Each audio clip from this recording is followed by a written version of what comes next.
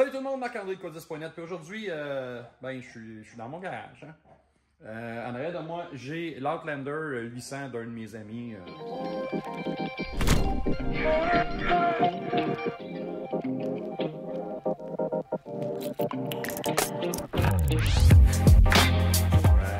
Quand j'ai fait acheter cette machine-là chez un de mes partenaires, j'ai promis que je ferais son premier changement d'huile. Puis là, il est plus que dû. Je vais vous parler rapidement pour ceux qui sont un petit peu débrouillards. Si vous n'êtes pas capable de le faire, vous ne voulez pas le faire, regarde pas cette vidéo-là, c'est pas grave, tu vas perdre ton temps. Mais si ça vous intéresse d'apprendre un petit peu puis de trouver des choses qui sont plus faciles, surtout d'acheter les bonnes composantes, les bonnes pièces quand vous faites des entretiens, c'est hyper important. Spécialement les filtres à l'huile, si vous faites vos entretiens, vos changements d'huile vous-même. De la scrap, il y en a en masse. Des filtres à l'huile de merde. Puis, monsieur tout le monde ne fera pas la différence. C'est un filtre à l'huile, on met ça dessus, puis let's go. Mais avec le temps, 5 000, 10 000, 15 000 km, on risque peut-être d'avoir des problèmes. Peut-être. Je ne veux pas dire, si tu ne prends pas le filtre d'origine, ou un... Mais non, c'est pas ça que je veux vous dire. Ce que je vous dis, c'est que prendre le temps d'acheter des composantes de qualité. Si vous n'êtes pas capable d'avoir les filtres d'origine, ben, je vais vous recommander, il y a une compagnie qui s'appelle iFlow Filtro. C'est très, très bon. C'est comme d'origine et c'est de très bonne qualité et c'est pas cher. Puis c'est disponible partout. Par contre, si vous ne voulez pas vous casser la tête, monsieur tout le monde, là, Roland, qui fait ses changements d'huile ou qui veut apprendre à faire ses changements d'huile, ça, va être sûr d'acheter la bonne affaire. Ben, la bonne affaire dans le Can-Am, puis Polaris le fait, CF Moto le fait, Yamaha le fait, Honda, je pense que oui. Mais en tout cas, là, on parle de Can-Am. Fait à cette heure, chez Can-Am, c'est ça qu'on va avoir. Ils appellent ça XPS. Avant, c'était marqué BRP puis Can-Am. Maintenant, c'est ça, c'est XPS, c'est la marque Can-Am, c'est bien BRP, on voit ici. OK? Ça, c'est un kit de changement d'huile d'hiver. Dans le kit de changement d'huile d'hiver, le plus important, c'est qu'on va avoir de l'huile. Puis dans le changement d'huile d'hiver, on va avoir de la 0,40. Pourquoi de la 0,40? On va démystifier quelque chose. La 0,40, c'est le premier chiffre dans 0W40, OK? Ou 5W30, ou 10W30, 10,50. Le premier chiffre, c'est l'indice de viscosité à froid. C'est l'indice de viscosité qu'il va avoir quand l'huile est parfaitement froide. Plus que c'est haut, plus que c'est épais. Donc, ce qu'on veut en hiver, quand il fait froid, c'est qu'on veut que l'huile monte rapidement dans le moteur pour lubrifier parce qu'il fait fret, puis c'est là que les dommages se font. Donc, dans le cas présent, pour l'hiver, et ça jusqu'à des températures d'été, 40-50 degrés Celsius, on peut rouler de la 0,40. Donc, la 0, c'est le grade d'huile le plus liquide qu'on peut mettre dans un moteur. Le W, ça veut dire winter, ou nous autres, dans le jargon, c'est du multigrade, ce qui veut dire qu'il y a un autre chiffre après. Dans le cas ici, c'est 40. 40, c'est l'indice de viscosité de l'huile à chaud. Donc, ça change énormément. Et si on regarde ici, tu as l'huile d'hiver 0,40, l'huile normale, le semi-synthétique qui est très, très bonne. C'est moins cher un petit peu.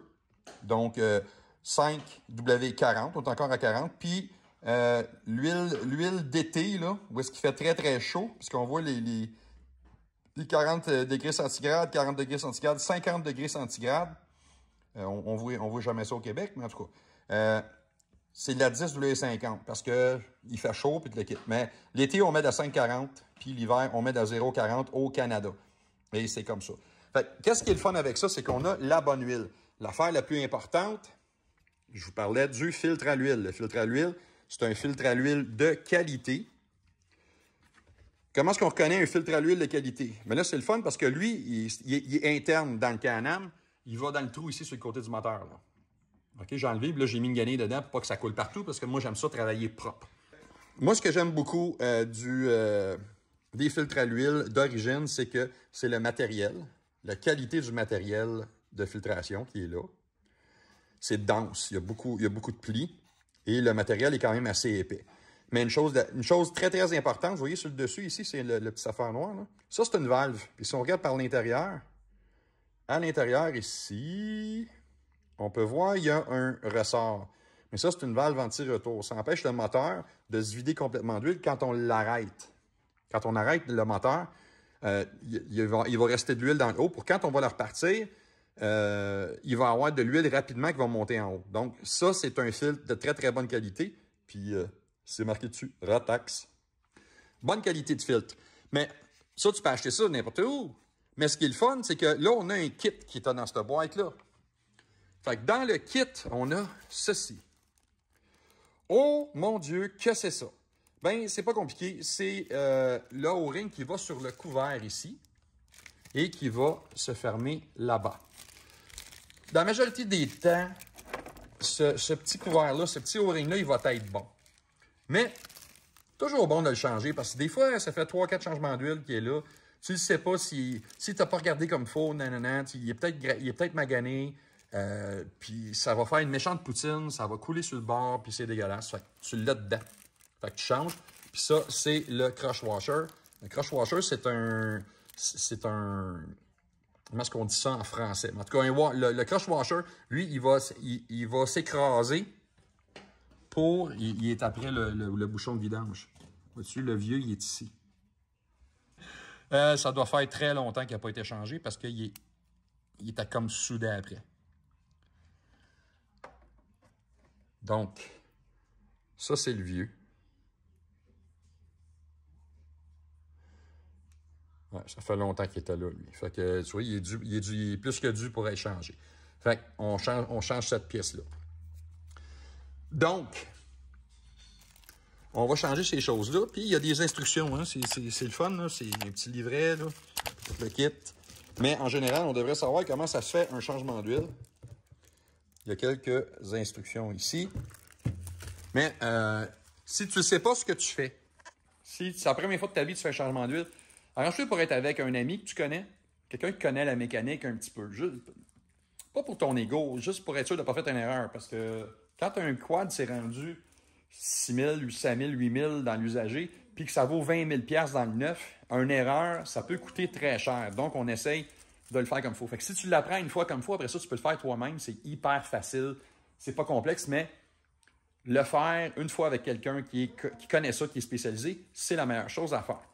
Ce qui est le fun aussi, c'est qu'on nous donne dans le kit la quantité exacte d'huile à mettre dans notre moteur parce qu'ils ont fait une petite canne ici comme ça. Fait que tu peux pas te tromper, tu peux pas mettre comme trop d'huile dedans ou en mettre pas assez ou whatever.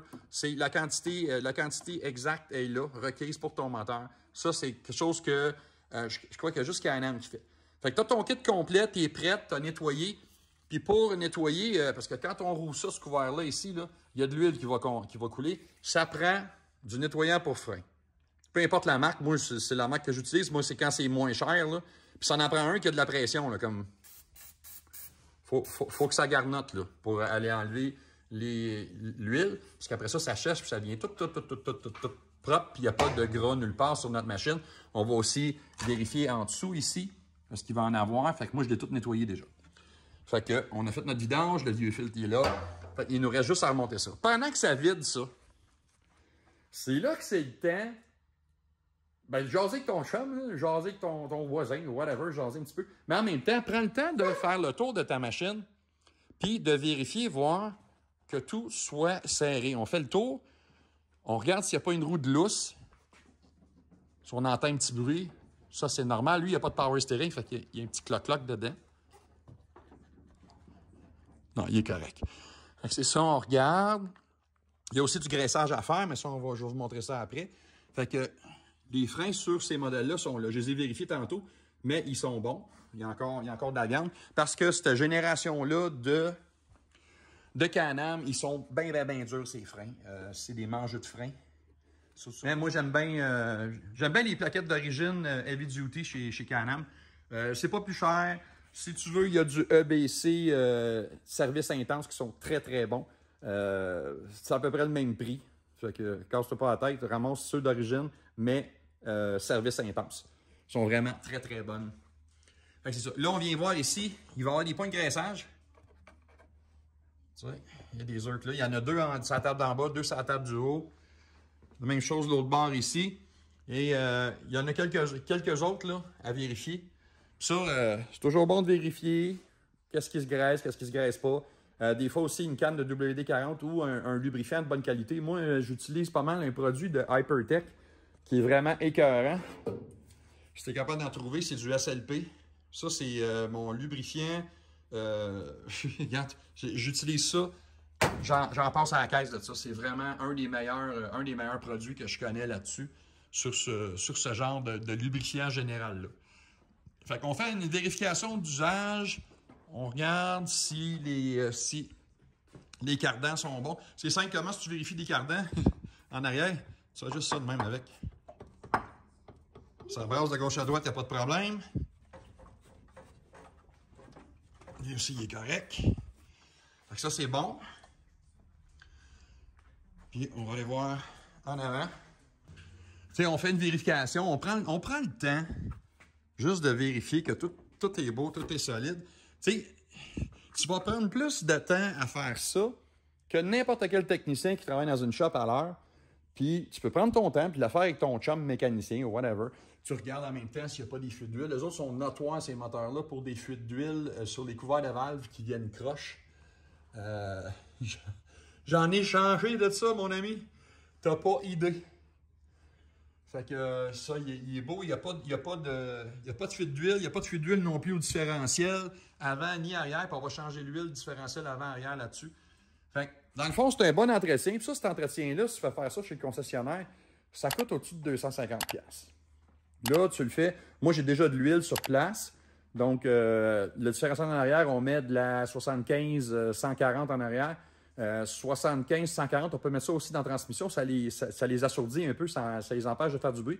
Puis, on met de la 75-90 en avant. Jamais 75-140 en avant. Vous allez scraper le système, ce qu'on appelle Viscoloc. Fait que, pas scraper, mais ça ne fonctionnera pas bien. Et ça va fonctionner par coup. Ça ne sera pas vraiment génial. Donc, c'est ça. Fait que, tu fais le tour, tu regardes, tu t'assures que toutes les commandes fonctionnent. Toutes les pièces sont fonctionnelles. Tu sais, tu peux faire ça dans ton garage. Là, moi, je suis chanceux parce que j'ai une belle table. Mais tu peux faire ça chez toi aussi. Je l'ai fait pendant des années, couché à terre ou sur des chandelles, quelque chose. Fait que, juste ça. Prendre le temps aussi de vérifier.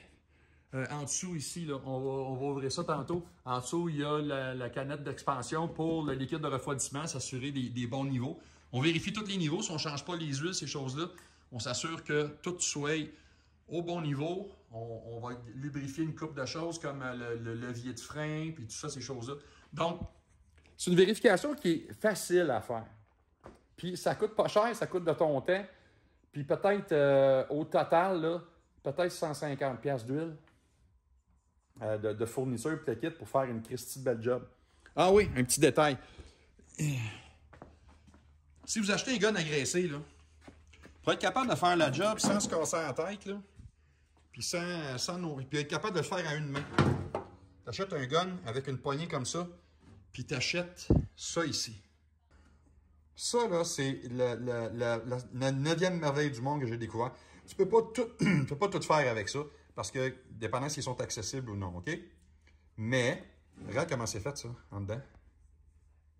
OK? Tu fais ça de même, tu rouvres, puis tu rentres le zerk dedans, puis il va le barrer en place quand tu le relâches. Fait qu'à une main, tu as barré sur ton zerk, la pinouche, puis après ça, de une main, tu peux mettre ta graisse. C'est vraiment très, très bien. En passant, le choix de graisse est aussi important que de l'huile. La graisse cheap... organique là, de crémage de dinosaures, c'est pas bon. Ça prend de la graisse synthétique. Préférablement, vous n'êtes pas obligé d'acheter de la grosse graisse qui coûte super cher, mais de la graisse marine. Synthétique marine, c'est la meilleure affaire que tu peux mettre là-dedans parce qu'elle ne se délayera pas avec l'eau sous la pression, donc ça dure beaucoup plus longtemps. Fait que, c'est ça. Achète en conséquence pour que ça fasse une bonne job et ça le fasse longtemps. Pas compliqué, hein? Fait que c'est ça. Aujourd'hui, moi, je m'en vais finir ça. Je vais juste vous tenir au courant de comment est-ce qu'on fait les entretiens de base. C'est vraiment très, très simple. Prenez le temps de l'apprendre.